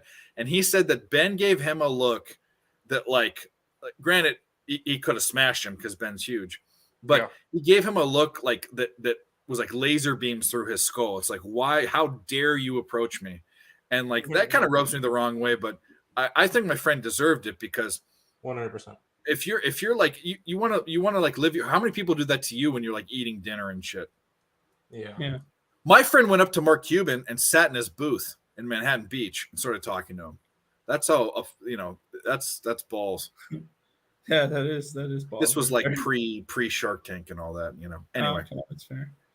All right, who gives a shit? Who gives a shit bowl in Boca Raton? We're on to the next one. Last one, Toledo. Yeah, I might get on Toledo. The R&L Carriers New Orleans Bowl. I'm assuming that's a logistical company or something. Carriers, I want to say it's the same sponsor that was for Syracuse's dome, the Carrier Dome. Could be. Oh no, Carrier is an air conditioning company too, I think. Huh. We're learning about these sponsors. Yeah, well, I mean, their sponsorships are working. Yeah, wasabi. Western Kentucky, the Hilltoppers, 8-5. Southern Alabama, 10-2. I didn't realize how good. They're a good Sun Belt team. Yeah, they're a good football team from a basketball conference. Line is SoAl, Southern Alabama, -4.5. Total's 56. The only thing I wrote down here is the total opened at 61, and I don't care. I literally wrote that. And I don't care. At least you're honest. Yeah. The reason why, I mean, I bet these teams. I think I had one bet each. I have to go back. I mean, I make 2,000 bets a year, but I indexed this at 3.5 points for South Alabama. I didn't even look at their injury report. I don't think it would matter to me if you guys have a nugget on this or not. I mean, I guess I would lean to the under, even though, I mean, it's gone down. It's gone down for a reason. Usually that's how I work with, if I ever bet NFL preseason, which I don't, I do the same. I can't remember which one of you does this, but you look at the trends, or maybe you both do. Or not trends, the line movement. Yeah, I do. Yeah. I don't think it's overs. I'm not someone that looks at line movement and says, "Oh, I'm jumping on the other side." Usually I look at line movement and say, I want that side. I mean, that's what Vegas is doing. Vegas is saying, "Hey, this is too high." It's not like, "Oh, I'm getting 5 points now." Some people are different. Some people bet the movement. See, no, here's where that goes is if a side is getting majority of the money or whatever. Now, obviously, the sites you look at, they're tough to trust. But with that being said, like if most sites are saying, okay, so for this game, like South Alabama is getting 80% of the cash, and all of a sudden it's moving towards who do you call it? Then no, I'm going to be interested. If all the money's coming in on one direction and the line's moving the other way, that's when I'm interested in the line movement more than anything, because Vegas, all they're trying to do is set a line to get money on both sides. That's all they're trying to do. So, yeah. That one. With that said, do you have any information on? Yes. Nothing for South Alabama. And then for Western Kentucky, starting quarterback Austin Reed, who had 4,247 yards and 36 touchdowns this year, entered the portal but has opted to return to the team. He's expected to play on the 21st. The Hilltoppers did lose tight end Joshua Simon, who had 18 catches this year. He's neither here nor there. And two starting linemen, Rusty Stats and Gunnar Britton, to transfer. Looking at these two teams, let's take a look at what they have done this season. Truly break them down here. We have both these teams were positive teams, 8-5 ATS for Western Kentucky, 7-4-1 for South Alabama. Western Kentucky in the Conference USA, they actually played a decent amount of unders later in the season. But it was with the totals of 72, 67.5, 60, 70, 72.5. I was just going to say they're probably getting some money with their unders though this year. It is a 56 in this game though, and most of those totals that were going under, we're getting close to this 56 number. Then you have to look at the other side. Look at Alabama. South Alabama finished the season with 3 straight overs and a push. Their totals were in the mid 40s though. What do they score per game? I'll look that up.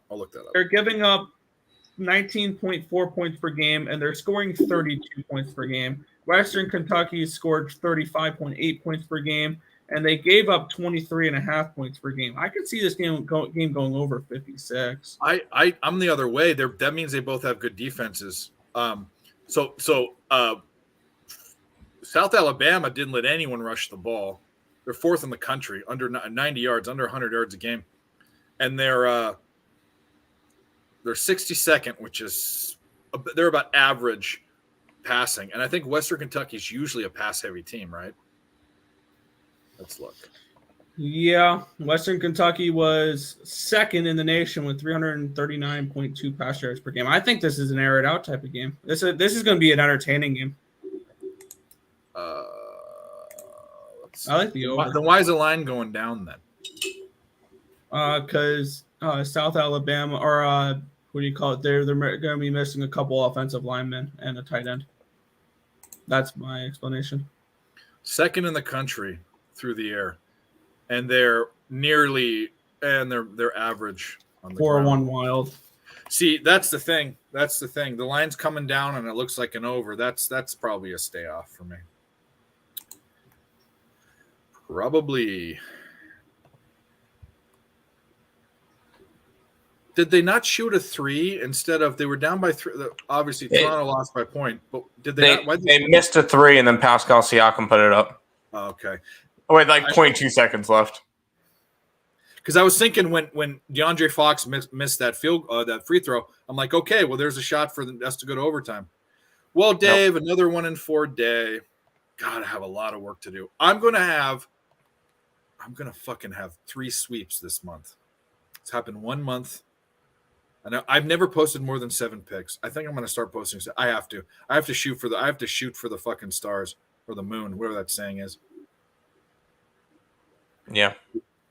I can't have another losing month. I've had 2 losing months this year. One was a 1 unit losing month. That's fair.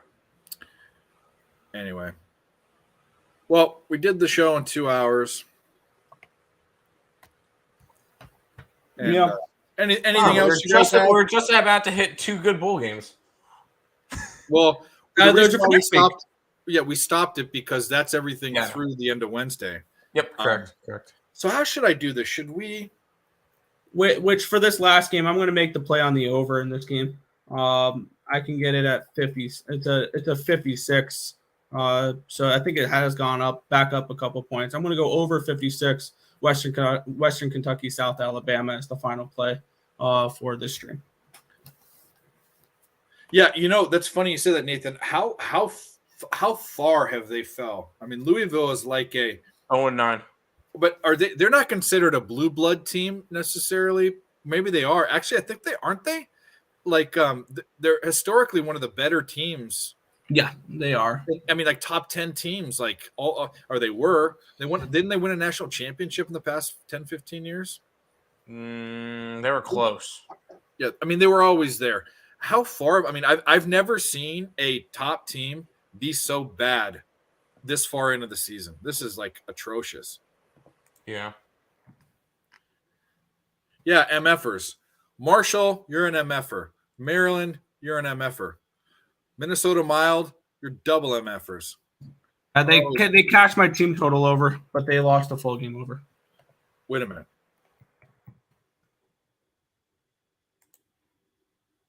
Yep. By the way, I'm close to. I still bet half a unit every game on them, like I said, because I want to go and show someone at the end of the season when they're not profitable that he lost me money.